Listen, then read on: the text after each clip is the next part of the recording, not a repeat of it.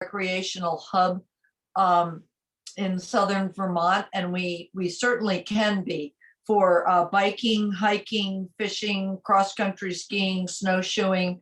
We have a lot of natural resources. We have a lot of trails. We have to go for connectivity, I think. And our new zoning bylaws support preservation of land.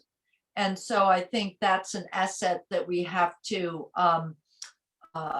sort of exploit. Great, awesome, lots packed in there. Helena? Woo. There are a lot of alternative health practitioners in the area and a lot of different services. And I think we could do a better job of unified marketing and making that more visible and maybe accessible. It would be great to have a central place where people could offer those services. Yeah. Okay, great. Well, and I want to acknowledge that you had a little bit of all three of the buckets that we're going to talk about. It sounds like there's an asset in there, a challenge, and an idea. So applaud you for streamlining the process. Definitely want to get back to some of those, but I'm hearing lots of alternative medicine practitioners, and that's a real asset to the town. I see Sharon with hand up. Sharon Wagner. Can you hear me? I sure can. I have the same thought as Helena. There are so many people here who are so talented, and there's so many healers. I think it would benefit us to have a space for them. My thought, I mentioned it in the chat. I work at Magic, and they turned the Tube Park into a terrain park, and in having dialogue with all of these visiting people, they're coming from other towns. It's really something to witness. Like, there's so many people coming, and there's so many kids really enjoying it, and it's just a couple of nights a week, 4 to 7. So if we could develop a space for kids in the evening, like such as, an indoor thing that Emmett was talking about, like a skating rink or something, I think it would really benefit town, and it would also bring people from other towns in. Awesome. Yeah, again, hearing a good idea lurking in there, and definitely sort of built on that asset of that both Magic Mountain generally, and then that park. So thank you. I see Paula. Yeah, hi. I'm not sure that everybody on here knows, but we do have a yoga, fitness, dance studio right in the plaza in town, Mountain Community Yoga, which I own, and there's a few other people on here tonight that work there with me. And we do offer that space. So if people are looking for the opportunity to hold, events and different things within a nice open space, we do have that space available as well. So, and we've done kids programming, kids dance. We've done, adult programming for yoga, fitness, dance as well. So we've got a lot of things. The challenge right now that we're facing is it's an indoor facility, and there are a lot of people who do not want to be indoors right now. And that is definitely affecting the business that we've built up in the past 4 years. And I'm trying to figure out ways that we can maintain keeping our community base and still keeping people drawing into the studio, even though, we're facing these challenges right now with COVID. Yeah, no, again, hearing that arc from assets to thinking through kind of what the future looks like, that's pretty amazing to hear about that space. Other assets, either in kind of the recreational sector or health and wellness. I know we've touched on alternative medicine practitioners. Are there sort of other traditional? Yeah, Margot. There.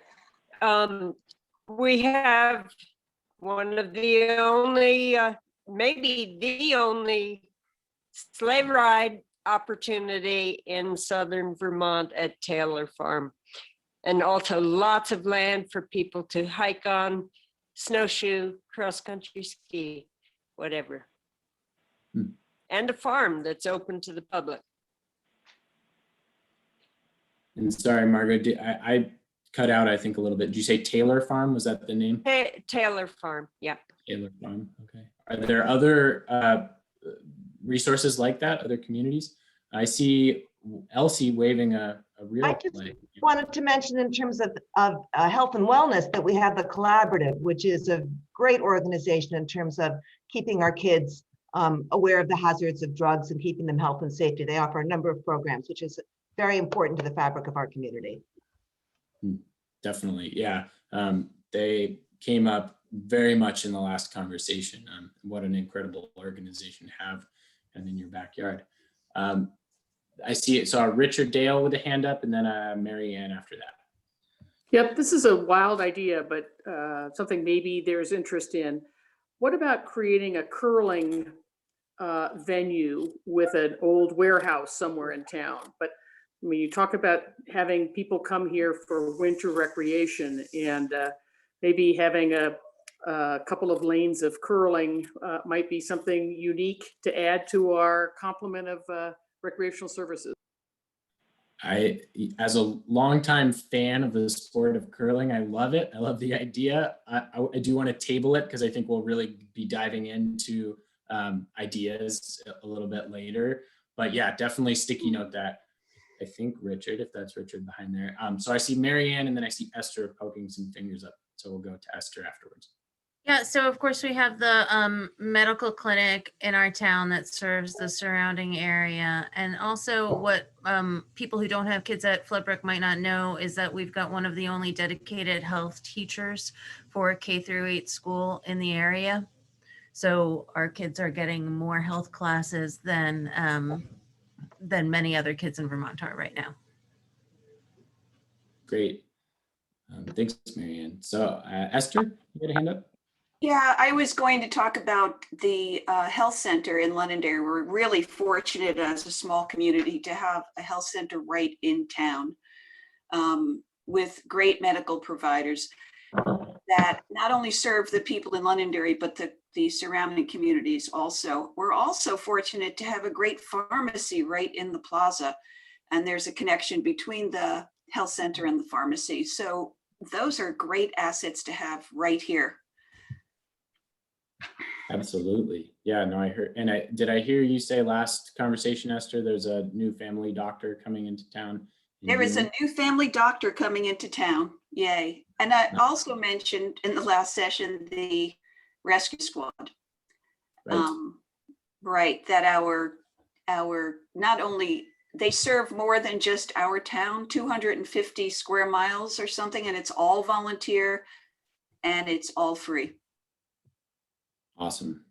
I'm seeing, let's see, within the chat, I want to highlight, now I lost my chat. Somebody was saying something about being a dark zone for astronomy. I love that idea. Very cool, outside the box idea. Can I add Emmett. a couple of things?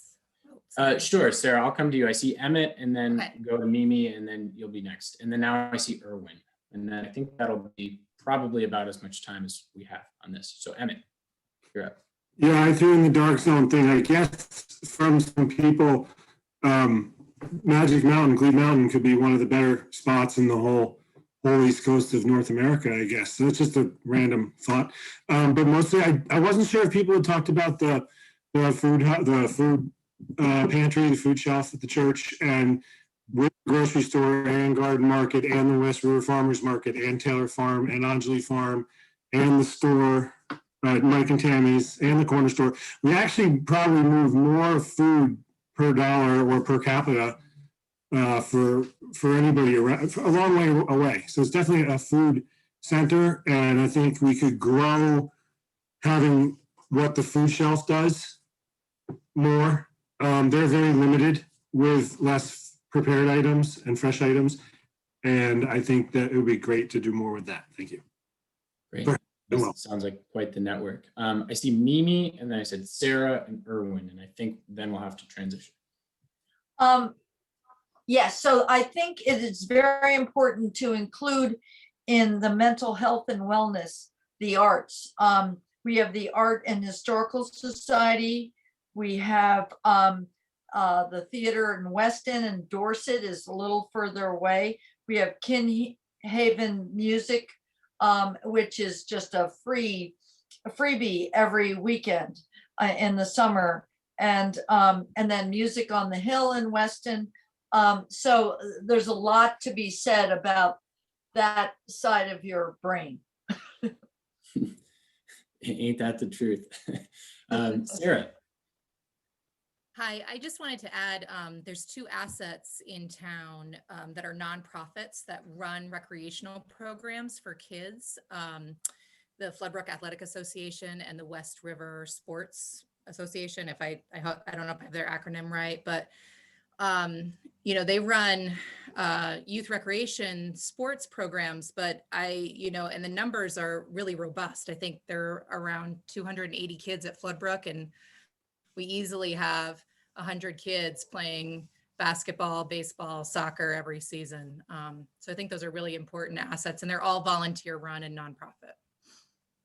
Great, thank you. Erwin?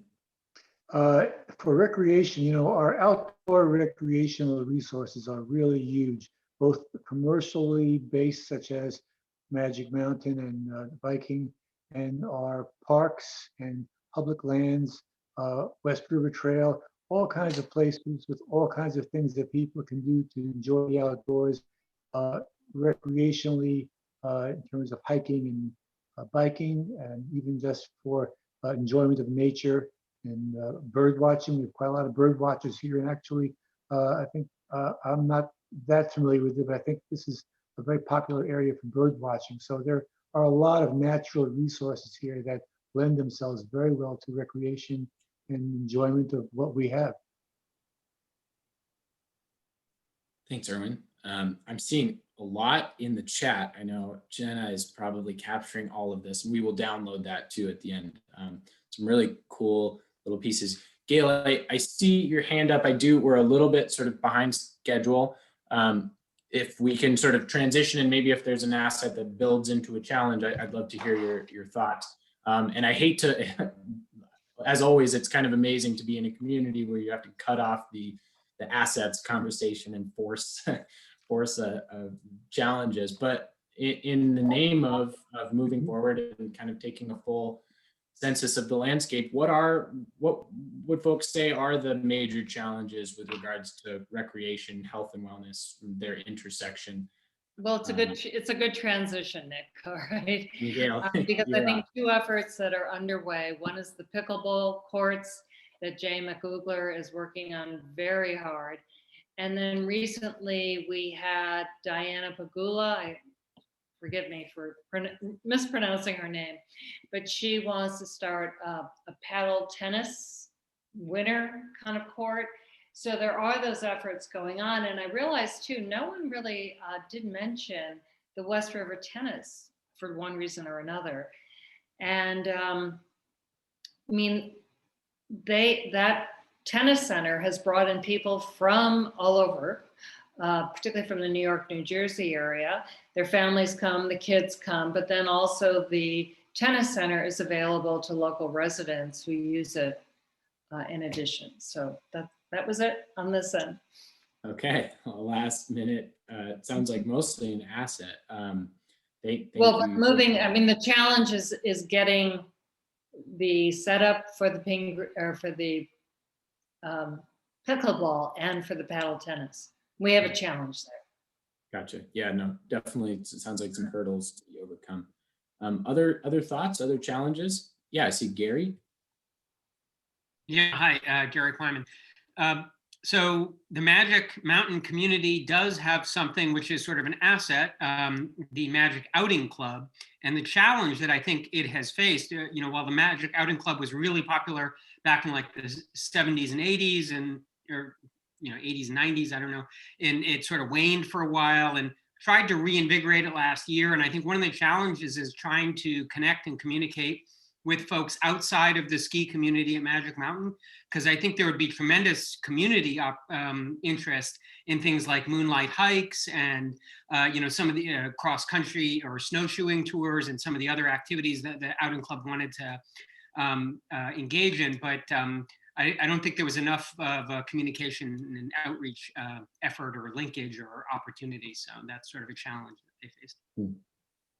I seems also to want to be, say the Mountain Valley Trails Association is a similar kind of organization that organizes cross-country and snowshoe outings.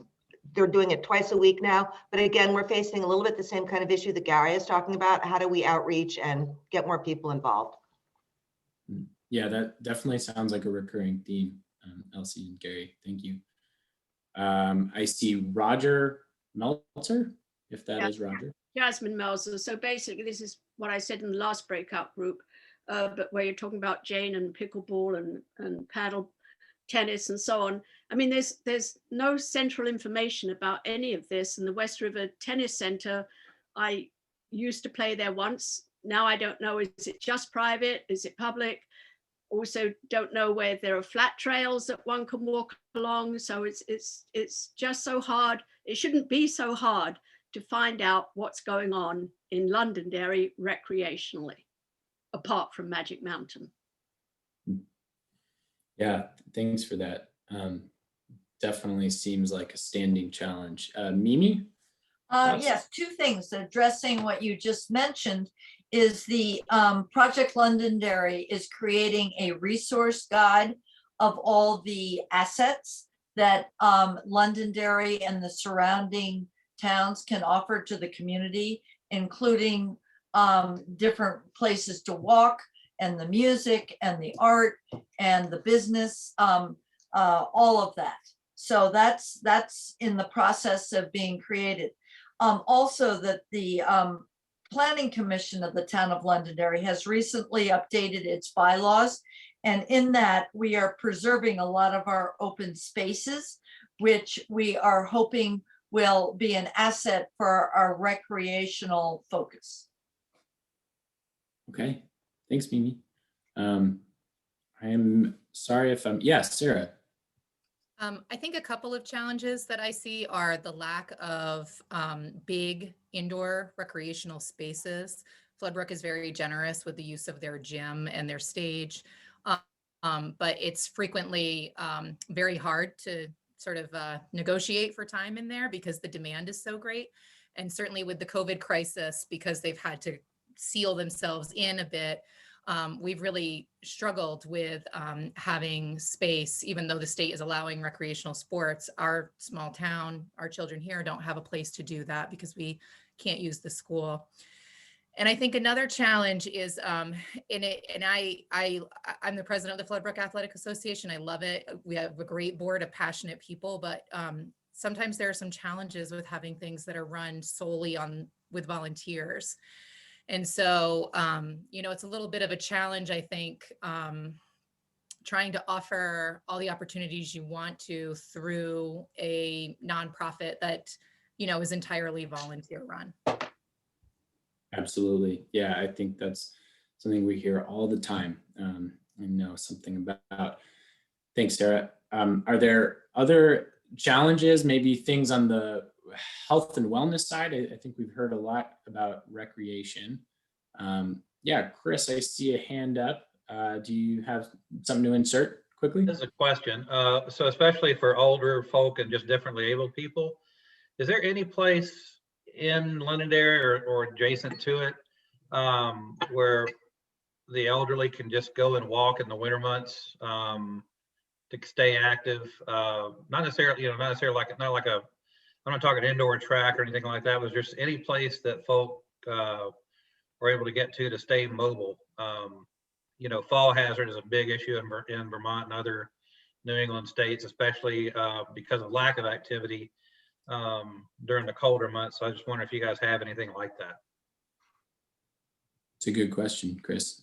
Anybody? Chris, we have a number of trails, and in terms of fall hazard, that's that's an issue because once it starts to snow, then that's a problem for people who are less agile. But one great flat trail we have is the West River Trail, which is a rail bed trail, and that's often groomed and easily accessible from our town. So that's a great asset. In terms of walking, most things are hilly. So if you're really specifically referring to elderly folks, and then you get into a whole range of abilities. The West River Trail is definitely one of the better ones. I don't know that Pingree Park is maintained in any way in the winter months. But that's what comes to mind right off. Thanks, Erwin. I see Emmett has had a hand up for a minute. Emmett, go ahead. Oh, he's still up. He came in for a while and then he. Yeah, but I sort of forgotten what I was going to say. Health and wellness. Yes, health and wellness. Huge, huge, huge issue that the Neighborhood Connections has been talking about for a year or two, and Weston has done really well with, which is transportation and the elderly and where they can walk and go to a place to walk. We don't have anything indoors, but we also don't have a way for them to get there.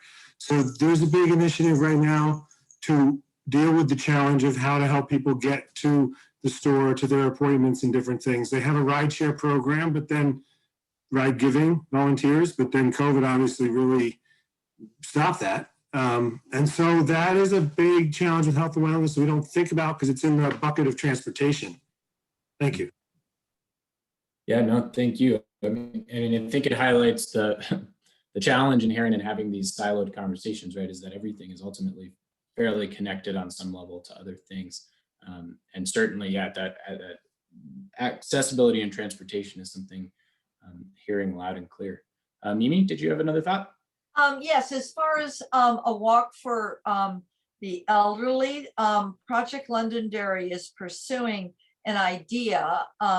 There's a lot of sort of stumbling blocks along the way, but we're looking into grants and providing a river walk in the town of Londonderry for the residents. And I mean, it's a complicated process, but something we're looking into. Great, thanks for sharing. Again, seeing a really active chat, definitely glad we'll be capturing those.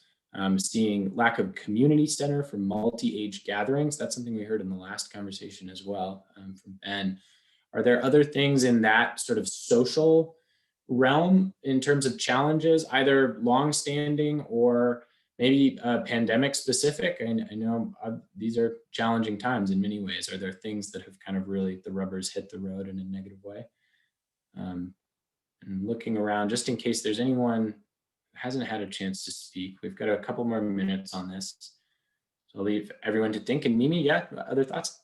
Another project that the Planning Commission and Project Londonderry is pursuing is the restoration of the Londonderry Town Hall, which is in South Londonderry, but it could provide a space for the public to congregate. For it's presently used for our town meeting, which is about once a year, but we're hoping to have it be a year-round facility, maybe information center, gathering place. It's just being formulated as we speak. All right. Sounds like there's a lot going on in the Project Londonderry shop. Looking forward to getting into it kind of as we transition to ideas and thoughts for the future. Before we move there, well, in a couple more minutes, any last thoughts from folks on challenges? So I think sometimes. Hey, Nate, I'd like to call out something that was in the chat because I think it's really important. Lack of housing for healthy aging in place. I thought that was particularly important to raise up. Yeah, no, thank you for, I saw that and then it sort of disappeared over the horizon. Does anybody want to expound on that or flesh out that idea? Or anything kind of related to, we've been talking a lot about sort of different immediate challenges, any sort of long-standing, big long-term horizon, things like that? Mimi? One of the things that I think it's important for the residents of Londonderry to understand is that a lot of investment for things like childcare and housing is contingent on sidewalks. And so for something like that to move forward, there has to be this understanding that there has to be safe access to ambulatory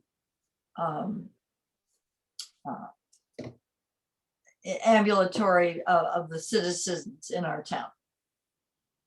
Great. Yeah, no, that sounds really parallel to a lot of the.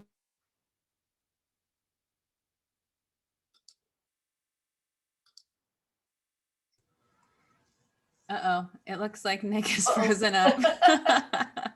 We discussed the possibility of this happening before because he's had some computer challenges lately. So I'll pick up where he left off until he's back. Let's stick with, for now, a couple more minutes on challenges, and then we'll want to shift pretty soon to ideas. Jason, did you have something you wanted to bring up? I wanted someone to discuss, if possible, food insecurity that was listed. Could that be expounded upon, what the challenges are, what type of food? I'm hoping it's not fresh food, because we're here in Vermont and my neighbors give me blueberries all throughout the summer, and I'm like, oh, how do I have to buy anything? And fresh eggs. So explain what the challenges are with food insecurity in the location.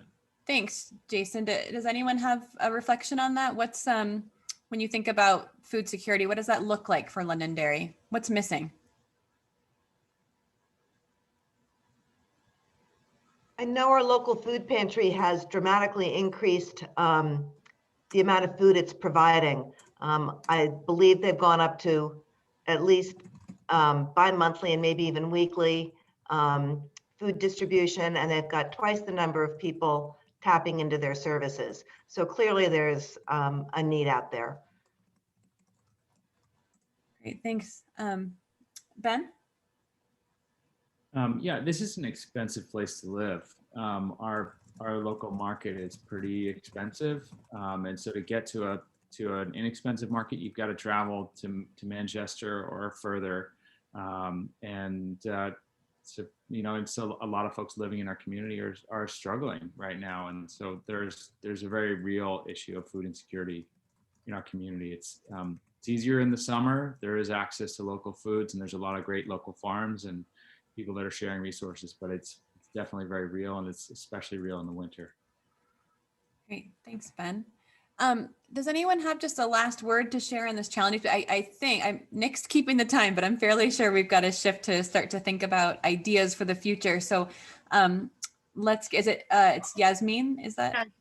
Jasmine. Okay, go ahead, and then Emmett, and then we'll shift to the next. In terms of food insecurity, it crosses over into transportation, but there is no way for people in Londonderry to get down to Price Chopper in Manchester. So other towns have movers, MOOVERS, and we don't have anything like that. You can go Springfield and Chester to Ludlow, you can go Ludlow to Rutland, you can go Rutland to Manchester, you cannot go Londonderry to Manchester. And that would be a big boon to people to be able to do a weekly shopping trip to a supermarket in Manchester. Great. Well, I love that thinking around moving towards ideas. I think Nick's back. Nick, I just said that Emmett could have a last word on challenges, and then we'd probably shift to ideas. That but you're in great, charge yeah. now. Okay. Try to earn my keep. It's always fun to be violently ejected. Thanks everyone for bearing with me. Yeah, Emmett. There was just a question about what the food insecurity was specifically. And it was basically answered by the transportation. It's a reverse problem to get mostly elderly folks that are out in the back or dirt roads food. It's not entirely they can't afford it as much as they have no way to get it. So there is some of that in there. Thank you. Okay, so yeah, if excusing the interruption, if we can, and I stay with you all and don't get booted again, let's now transition to at least my favorite part of thinking about ideas for action for the future based on the assets, the challenges, the intersection of the two in this arena. What are both the immediate, really low-hanging fruit things that we could move forward that would help address some of the challenges we just were into. And so the sky's the limit, right? What are those pie in the sky, really big long-term things? Because you never know what can happen. So who wants to get us started? Elizabeth. I was having a conversation with a friend whose brother lives, this is about food insecurity and like the price of food at like our local market. Her brother lives in Nantucket and they have a like local card that they show at the local supermarket. And as a local, they get like a 15% discount on like food at their local market in Nantucket. I know it's kind of like a captive audience on an island, but I think that might be something interesting that could potentially be pursued. Whereas like as a local like resident who lives here all the time, could the store offer some kind of discount to the locals? Thank you. Yeah. Other ideas? Mimi? One idea that's been floating around in Project Londonderry is to create a space or to find a space in Londonderry where you could have an indoor, a winter farmers market. I don't, there's not a growing season, obviously, but there's a lot of root vegetables. There's a lot of other sort of meat, poultry that could be sold. Okay. Indoor farmers market. Thanks. Other thoughts? Other ideas from folks? Yeah, Gary. So on the sort of wintertime recreation opportunity for seniors, it's going to sound somewhat disconnected, but I don't know if you're familiar with the complete streets concept, but improving sidewalks and connectivity through the main village in North Village.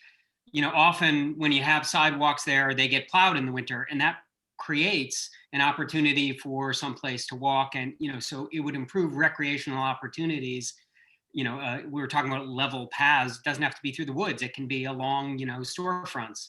So improving the sidewalk and pedestrian access through the village centers would also double as opportunity for walking paths for seniors in the winter because they are maintained. Yeah. Thanks, Gary. Seeing Jeffrey.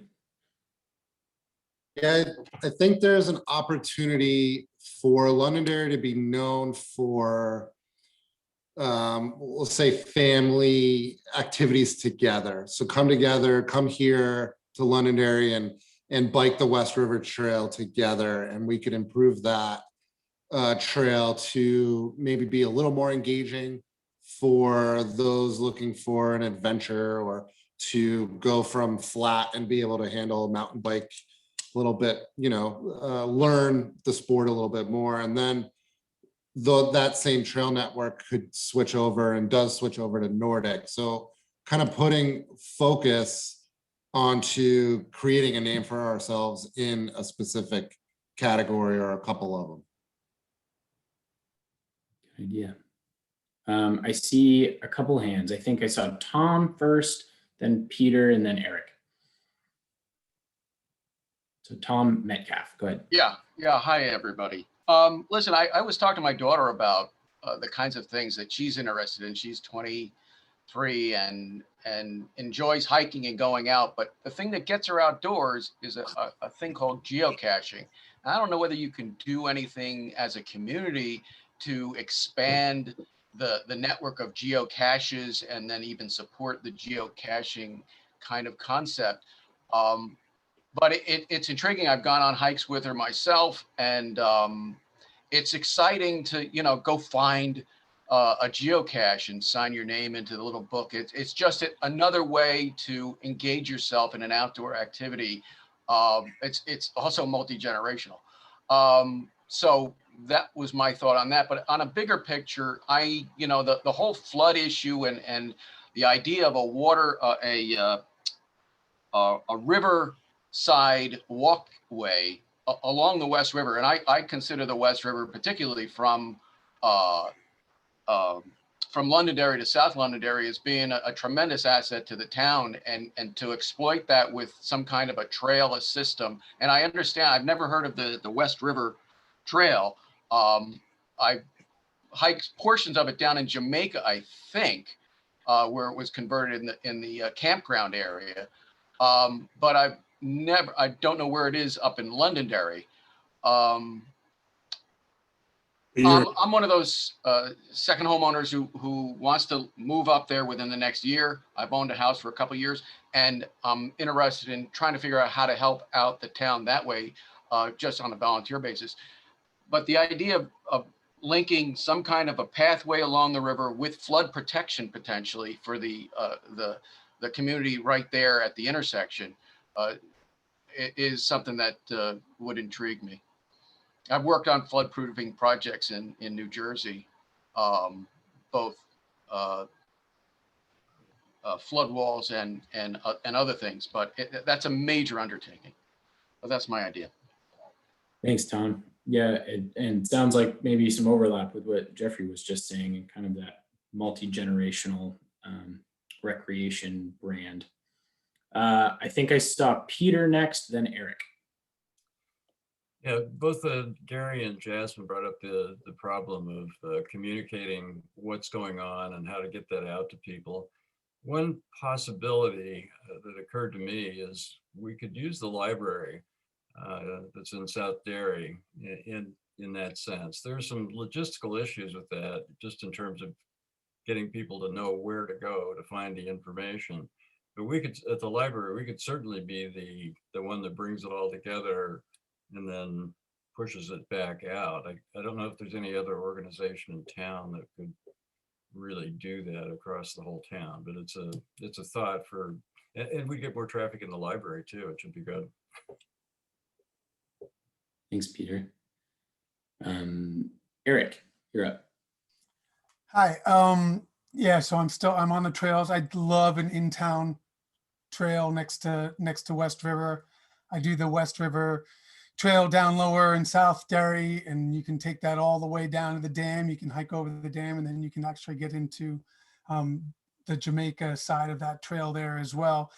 In just a way of, I know there's a big, if it's going to go big and it's about grants and all that, that's a huge thing. A small way though of adding into that, Rutland had, they converted an in-town next to their rec center, Pine Hill Park. They did all a bike trail in there, which is awesome. And I just, paid I'll be a member. I don't know if it was $25 or $40 or whatever, but I've been there twice because I don't feel like driving all the way up to Rutland.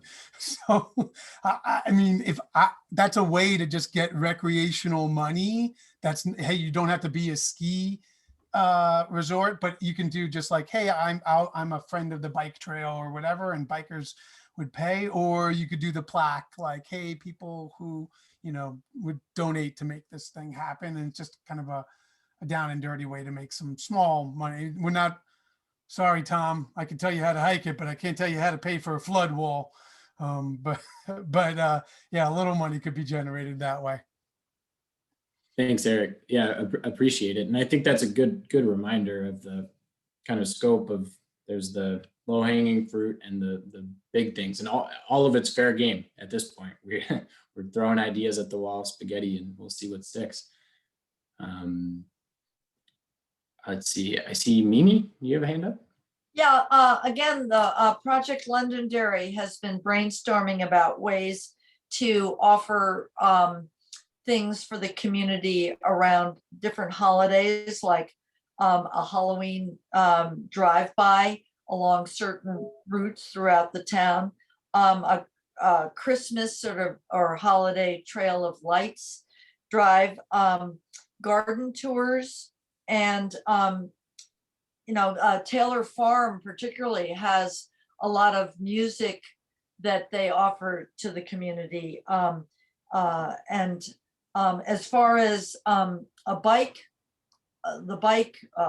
mode of transportation, I mean, we've explored bike lanes in the town. That obviously involves V-Trans, which gets complicated, and there's a lot of costs involved in the maintenance, but that's something that Project Londonderry has also explored. Thanks, Mimi. Well, I think this is a great list of ideas so far. At least it seems to me that we're getting a lot of recreation ideas, which is fantastic. Are there thoughts on kind of the health and wellness side of things based on some of the challenges we articulated with transportation, with access, with coordination? I don't want to put anyone on the spot. I think it was Elena who mentioned right at the outset an idea of maybe a central hub for alternative medicine practitioners. Other ideas in that vein, or things related directly to health and wellness?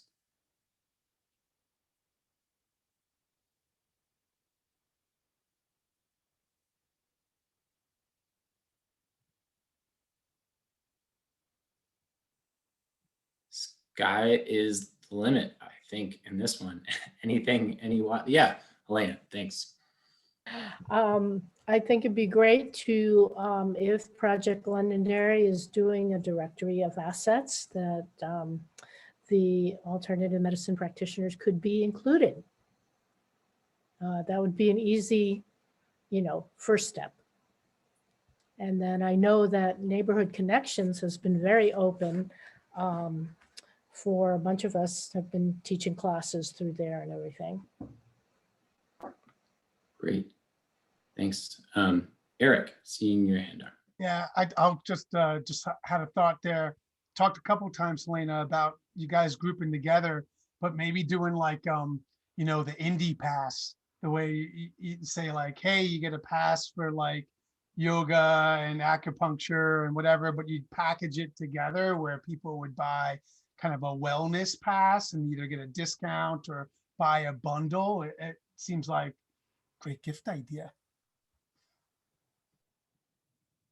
Sure does.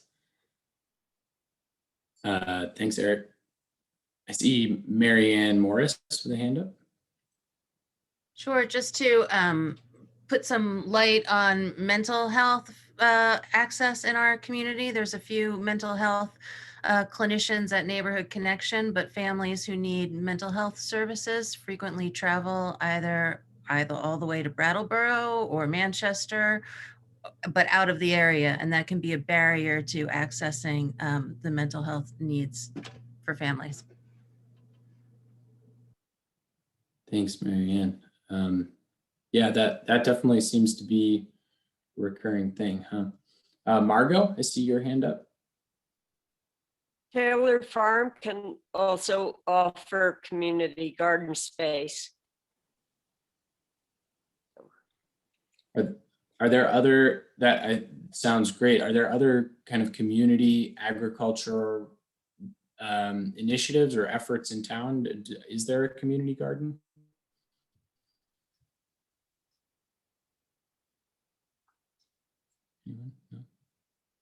There was one at Floodbrook School. I'm not sure if that's still going on or not. Like Marianne. there still is one, who knows what'll happen this spring. Floodbrook, the collaborative used to run it. Floodbrook now runs it. And they integrated into the lunches and everything. I have hopes that it will continue. Great. Other ideas, folks, for in either topic? I sort of tried to move things along in the beginning, but if there's folks have qualifications or additional ideas on some of the stuff that's already on the table, we've got a lot here again in the chat. Yeah, Emmett, I'm seeing your hand up.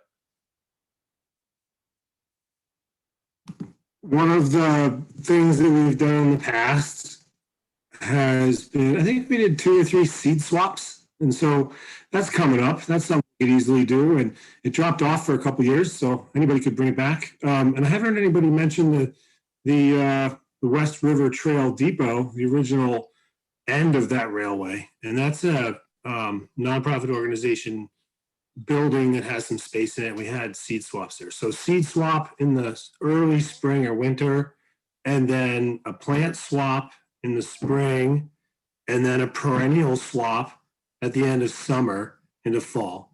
And if those are all food crops and medicinal herb crops, then that's a good way to have wellness happen. And all you got to do is make a poster and tell people where to be on a Tuesday evening or something. And there you go. And I'm happy to help do that again if anybody wants to email me and tell me to do it. All right, thanks, Emmett. Yeah, I definitely hearing this issue of sort of the robust food network in the area come up a lot. Wondering if there are other ideas related to that. Seed swaps, farmers market. Sharon just put, could the depot be used for a winter's farmers market? Tom, see your hand up. Yeah, I'm just going to link back to part of this is about marketing and getting the word out and having people know where to go and what to see and where to go.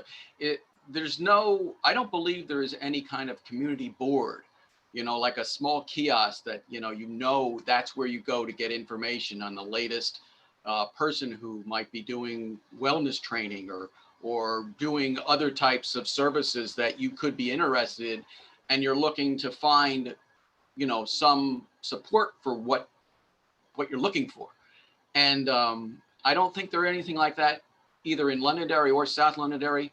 That would be an idea to disseminate knowledge of many things, including, where you can hike or those kinds of, where the trails are, good place to grab a lunch.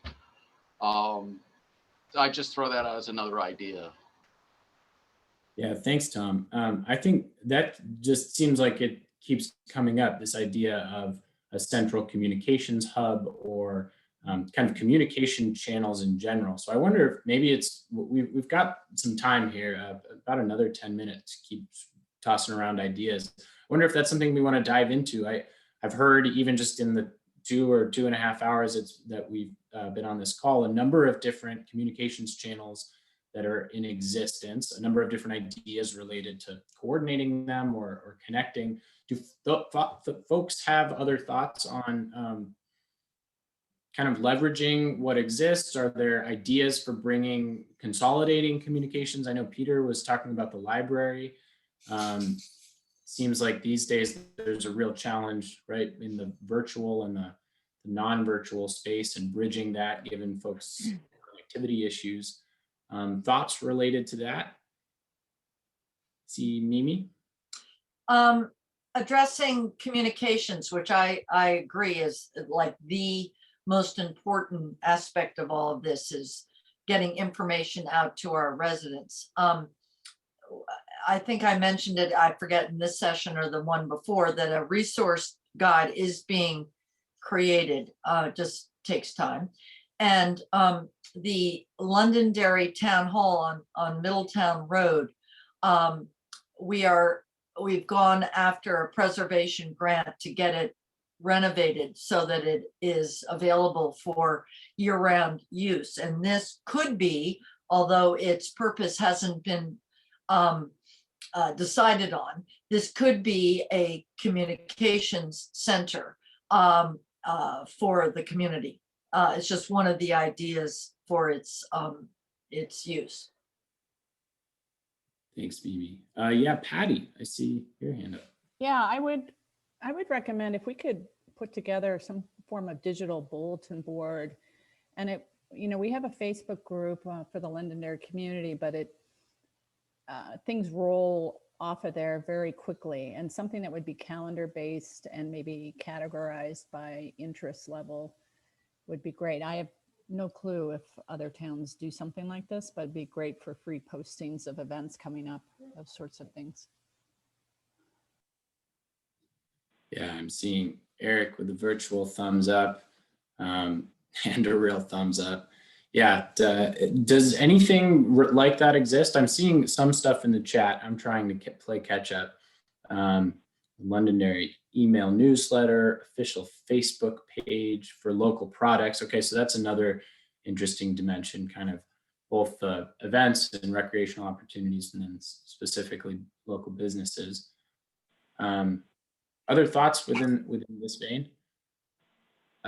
Mimi? I just wanted, if I could jump in and just plug another plug for the South Londonderry Free Library is an amazing institution. It's been here for a long time and has a couple $100,000s of endowment in land and isn't going anywhere. It is underutilized by most of the community. And I think that they could play a big role in this too. Great, thanks, Emmett. I remember when the chamber used to have the little building in the plaza, and it's still there. And it used to have some great information. I mean, I would even locally, I would go in there and pick stuff up.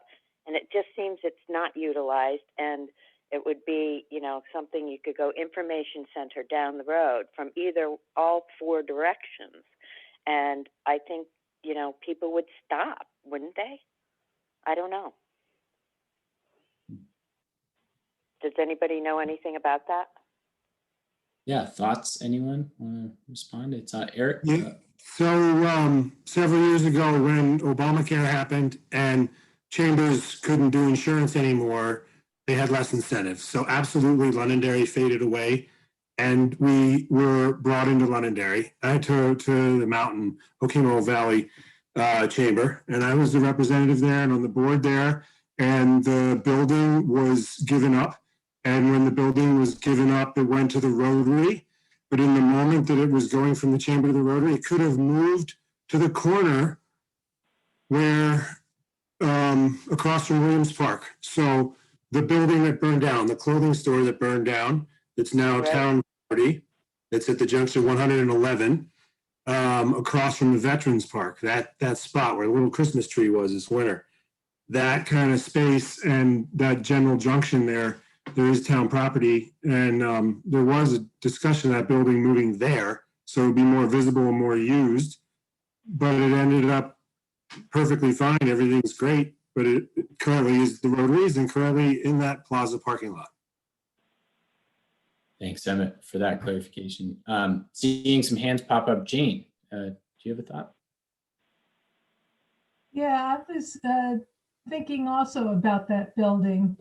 I think you would need to have somebody, a paid person to go in and be the information person that can be there every day and help all the visitors and the locals.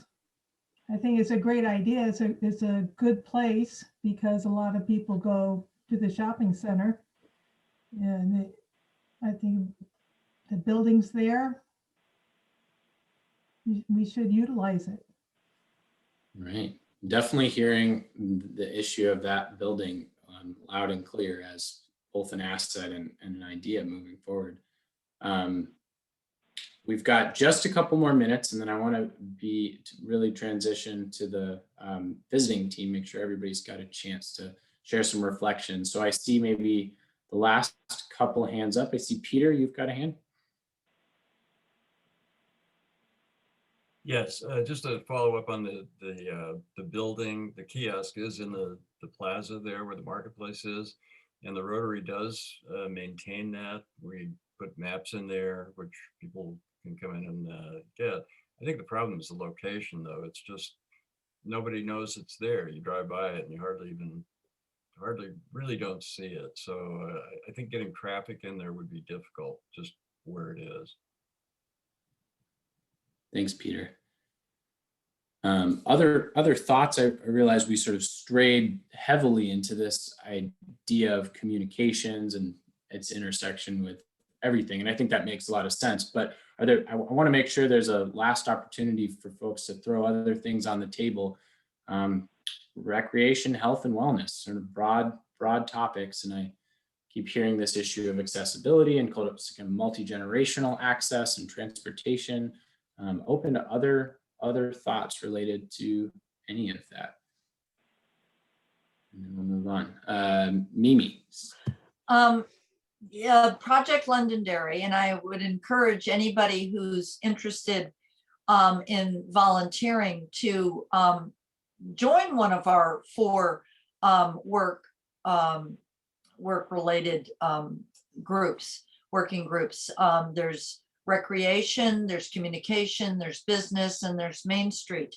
And under our communication umbrella, we are in the midst of creating a Project Londonderry website, which would have a lot of the information that people seek, with the understanding that there's a lot of people in our community who don't know how or don't have the ability to access that. So in conjunction with a resource guide that might help with some of the communication. Thanks, Mimi. Really appreciate it. I guess with that, if nobody else has any closing thoughts on ideas, I'd love to turn it over to our visiting team to share some reflections. I think last time we got a little short on time and sort of squished John and Haley at the end. So let's start with John, if you're there, and then we'll go to Haley next. Hi, everybody. John Sales. I'm with the Vermont Food Bank. First of all, just reflecting on both sessions that I've been part of, this really is an extraordinary community. And I've been part of maybe 4 of these community visits, and I'm seeing more of a focus on this group than I've seen in many others. So I think using this as a launching point, you've got a lot of opportunity.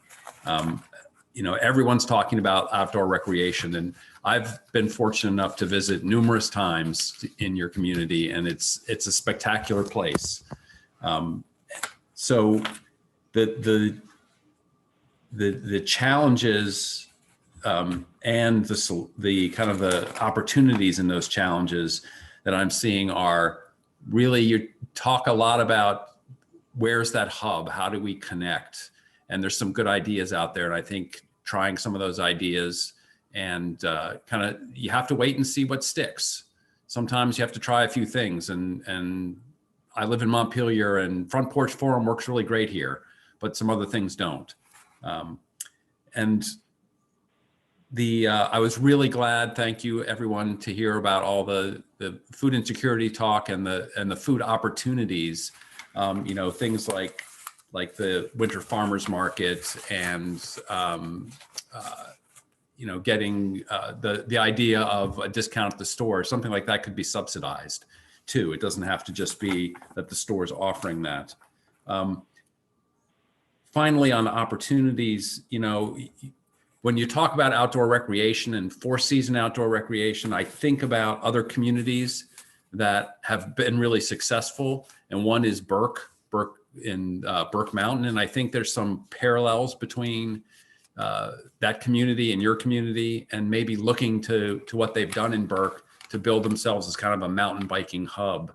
And you have some assets that they don't, the West River, and all of these great ideas I'm hearing about trails and linking trails, and making opportunities for all ages and families to participate in outdoor recreation. So I'm really excited to see how all these notes come together from all these sessions. And I feel like this community really has an opportunity to come together. Sounds like there's some divisions and some wounds, but it doesn't sound like it's nothing that's insurmountable. So way to go. John, I'll turn it over to Haley. Great, thanks, Nick. My name is Haley, and I do community outreach for Senator Sanders, and I have a focus on Southern Vermont, and I also work on outdoor rec. So it was really a pleasure to listen in to some of the great ideas that you talked about. And I think first, reflecting, I would agree with John. There's a lot of great resources, a lot of creativity and ideas. There was really no shortage of that. I think it is a lot about making connections, both maybe physical connections to trails, and more philosophically or intangible connections in terms of communications.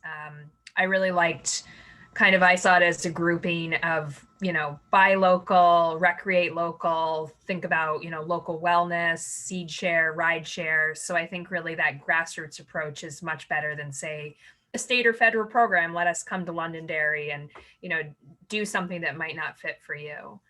And then just turning to some ideas that you might want to think about. Bernie's definitely a big fan of community health centers. So I don't know if there's anyone on this meeting from the community health center, but perhaps they could be a resource in terms of, capacity to help with some of your communications work.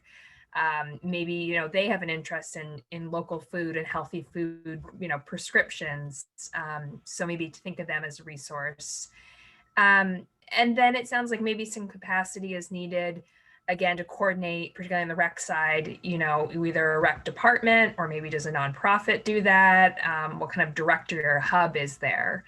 And then lastly, I'll just mention, I know you have small bits of the Green Mountain National Forest in your town, and you're close to much of that land.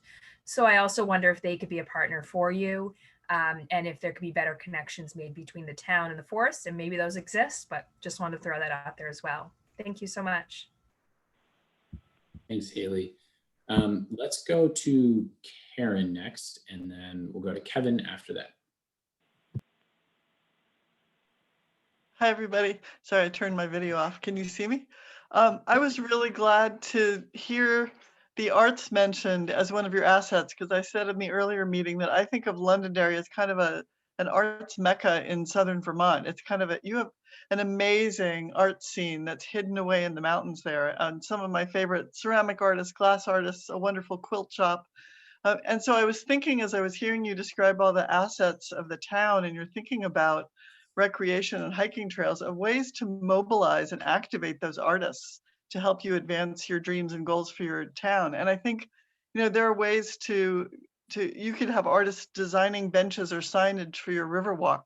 You could have artists helping you to activate those indoor spaces once you decide what kind of hub space you want. And so I would just encourage you to think of, alongside the recreation hub, think of yourself as an artistic hub, because Londonderry really has a lot of potential and possibility there. And I'm glad to hear that you applied for state funding for the Old Town Hall, because there definitely is state support for that kind of a project.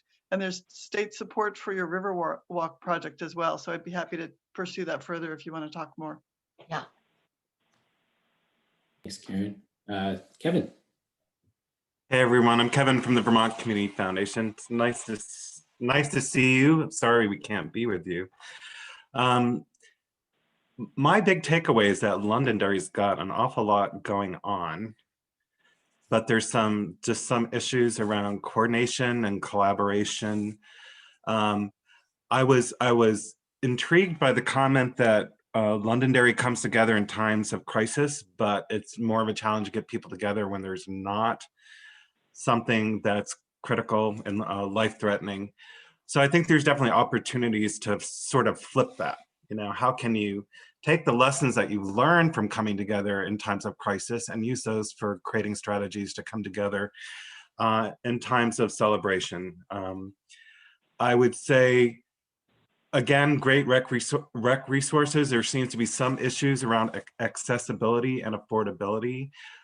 Something as simple as a sports equipment swap for youth that can't afford things is a simple, beautiful way to really show a young person that their community cares about them. So, that's the last thing I'll leave with you, is always look to the youth in all the work that you do, because there's a role for them, and they're going to be our leaders and they're going to be our volunteers. And so I appreciate everything I've heard tonight, and I just wish you the best and look forward to hearing more. Thanks, Kevin. Maybe on that youth note, I will transition to Allie if she's there. And then after Allie, I'll go to Jason. Great. Hi, everyone. I'm Allie Richards. I'm with Let's Grow Kids, and it has been an absolute honor to be able to listen to you all. Unbelievably generative conversation. I just love the way that the VCRD forums do this. So a lot of what has been said already is what I was planning to say. So I'm glad we're vindicating each other and how we're picking up on themes. And it really does sound like, you know, lots of different towns feel like they're in different phases and cycles. And you all very much sound like you are there. You know, you've arrived, you've got infrastructure, you have passion, you have ideas, and you've really creative thoughts, many of which are already in action. And so I would echo what I've heard from almost all the folks so far, which is, it sounds to me like it's a matter of targeting. It sounds like there's a lot of access issues, actually, as simple as communications, simply not getting the word out about where the pickleball courts are, which, by the way, I'm going to come down and play some pickleball. Can't wait. You know, all the way to targeted supports to unleash sort of all these wonderful assets for all. And so I really was interested in the Nantucket comparison that came up sort of briefly, because I think it actually makes a broader point. I think, you know, you have a lot of a real mix of folks coming who live there, who come in and out, more transient, of different, you know, socioeconomic levels. And so, you know, it might be worth doing some very targeted thinking. And what was interesting is you all identified problems, and then you had a bunch of ideas on chat and other about, well, actually, this is how we do communication. This is how we do coordination. So I think it's just the final bit of the translation of you really do need to understand if all of those great things are actually working in their intended way and getting to the intended audience. It sounds like there's one little link that might be just missing at the end.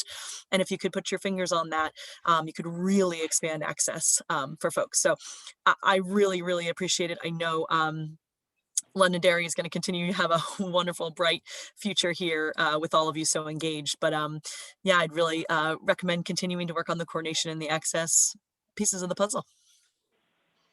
Thanks, Ellie. Let's go to Jason, and then after Jason to Jessica Savage from Forest Parks and Rec. Hello, I'm Jason Broughton, your state librarian. I'm going to talk a little bit divergent of library services for this specific topic, but things that could be considered given from what I'm hearing, particularly when we're looking at gerontology, the mature crowd that is going to be active in Londonderry as they age. I believe telehealth should be something that should be explored when it looks at that, because there are lots of conversations going on about broadband right now, and that might be an option to also consider for those who are not able to go to certain locations. On the recreation side, I am just really, really over the moon to know that Londonderry is considered a dark zone for astronomy. And the reason why, if Project Londonderry is interested in this, you have to plan.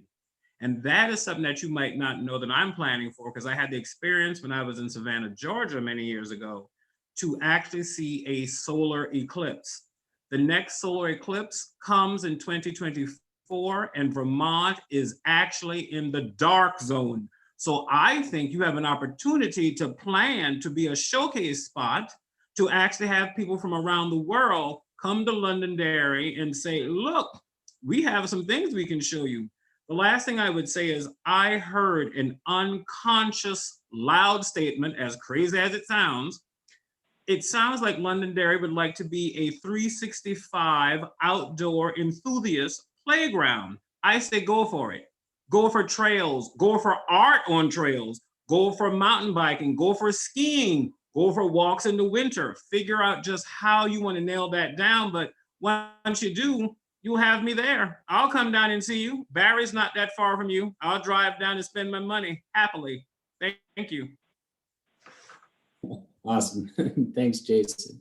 And always appreciate the reminder of the 2024 eclipse. That's something I'm very stoked for. Let's see. I said Jessica, I think, and then we'll look to Chris Campany to bring us home. Nice. Well, again, I agree. We're all sort of reflecting a lot of the same things, but I wanted to maybe drive home the point Allie was touching on in terms of, I think when we talk about communities that, like yours, are on the verge of or have already really become outdoor recreation friendly communities, we often see that there's a moment where the community needs to say, who are we doing this for? And most of the time it's for full-time year-round existing residents with an eye towards the future. Can we use this as a way to attract new residents to live here, either full or part-time? Are we really going to be a place that tourism, that we become a tourism draw through our outdoor recreation? It looks like we're going to close in a minute, so I'm not going to take all of Chris's time, but I think that's a really important distinction that the community is starting to get to the point of asking itself. Who are we doing this for? And then that'll help you get to the question of like, how do we get information out and who's the right audience for that information? There's a ton of state support, technical and grant funding, and I'm so looking forward to engaging with this community on those topics. Awesome. Thanks, Jessica. And sorry, Chris, really quickly in the last 24 seconds, closing thoughts. No problem. So I was just going to build quickly on what Jessica said. One of the things that's impressed me about what Londonderry has been talking about in this is things you want to do for yourself. Because so often in towns, when I hear these, when they have these conversations, it's what can we do for others instead of ourselves. So I think that's a good start. Awesome. That really happens very soon. So I think everyone got dropped back in automatically. Jenna, do you want to talk about where we are and where the process goes from here? I would love to. First of all, let me just say thank you. Thank you for trying out this experiment with us, spending the evening with us. I was worried we wouldn't see some of the same energy that we see when we're in person, but we really did. And I really enjoyed the conversations and hearing exciting ideas for the future of Londonderry. So where we go from here, we have got a ton of notes that we've captured from tonight, all of the assets, all the challenges, all the ideas you shared. We are going to gather those together. We'll collect the surveys next week that are print surveys in the town office, in the library, and at Mike and Tammy's. So you can fill out surveys there or tell people to fill out surveys there. We also have the online survey. Nick's going to drop that link into the chat. If you have additional ideas that you didn't have a chance to share tonight, or things come to you in the next few days, please add more ideas to the survey. And also share with your neighbors, friends, community members that weren't here tonight. The more we can hear from as many voices as possible, the more effective this process is going to be to identify the core priorities for the future. So please share that survey. It's going to be open till February, week from today, February 10th, and then we'll close it. We're going to take all those ideas and we're going to bring them to you on February 25th. And so we will capture emails from signups on this session and the surveys and send information about that next meeting, where we'll have a chance to review all the ideas that are on the table that you shared tonight, and then have a chance to have a deliberative dialogue to say what's most important for the future, and then to ultimately vote on top priorities and ask folks to sign on to get involved. So that's what's coming next. You'll be hearing from us with those updates, and look forward to it. So I want to share a couple reflections. First off, what did we hear as a team, the folks that came from Montpelier and all around the state to listen?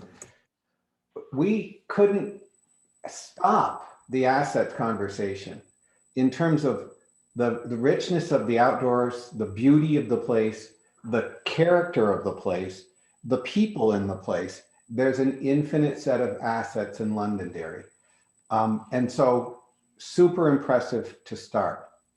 The second thing that we observe everywhere we go is that no one's coming from Washington, D.C. No one's coming from Montpelier who's going to have a vision for the future of Londonderry. No one brings projects to Londonderry. The places that succeed are the places where people come together, they line up, they decide what they stand for, they put their backs to work, they drive. And they are the ones that capture the resources. They're the squeaky wheel that gets the grease, because they're ready, they have direction, and there's unity in the community. And no community is perfectly united, but when you work together, that's the best way you have to build unity. It's by action.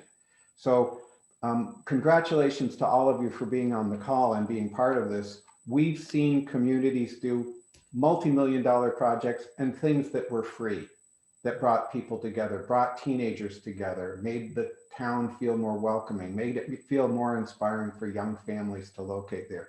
And we're very excited about what comes from this. A lot of towns have 40 ideas or 50 ideas, and they end up being 50 problems. And the glass is half full and it's hard to address them all. And if you try to address them all, you're going to fail. You're not going to have enough energy, and you're not going to build enough of a spear point of collective activity to drive it home. So this process in the next 2 months is really going to help you all and people beyond the table today set directions on key things that can be driven forward. And then we're going to connect you all with folks that can help you get it done. It's all about your decisions and all your plans and your ideas. But ultimately, we want to stand behind you. We want to be in support. So the fourth thing that I want to say is when you do that work and you set priorities as a community, the atmosphere changes. You have a different kind of power. It's a power that goes from a lot of diffuse issues and a lot of disconnected folks and a lot of folks who've never been invited to be volunteers to a set of directions that you can invite the whole community to be part of in so many different ways. And that builds an atmosphere of project, of hope, of direction. And I have to say, those things are as valuable as $1 million grants from the federal government, because your progress isn't determined by the money that comes to you. It's determined by the feeling for the place that comes from the collective work that people can do. But dollars follow. So I want to thank everyone for being involved. I want to thank the visiting team. These are people who put in a long day. A lot of them are on the front lines of COVID work in state government, in food. I see John Sales. I see the congressional staff.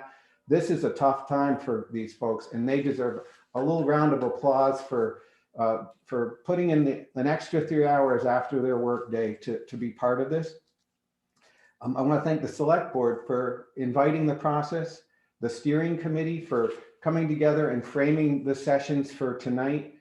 All the people who are doing good work in Londonderry now know that it can get bigger, know that there's nothing that a town in Vermont hasn't done.